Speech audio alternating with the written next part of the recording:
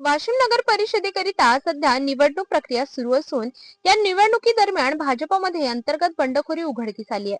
भाजपच्या अधिकृत उमेदवारांविरोधात काम करणे, स्वतंत्र उमेदवारांना पाठिंबा देणे तसेच पक्षशिस्त मोडणाऱ्या कारवाया केल्याच्या आरोपावरून 16 पदाधिकाऱ्यांवर 6 वर्षांसाठी निलंबनाची कठोर कारवाई करण्यात आली आहे।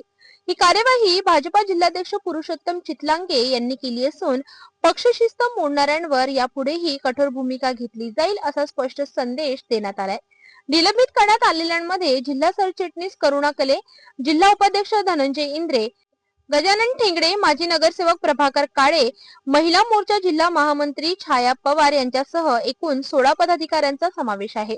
या कार्यवाहीमुळे वाशिम नगर परिषद निवडणुकीतील भाजपाची अंतर्गत राजकारण चांगलेच तापले असून यांचा निवडणूक निकालावर काय परिणाम होणार याकडे सर्वांचे लक्ष लागले आहे।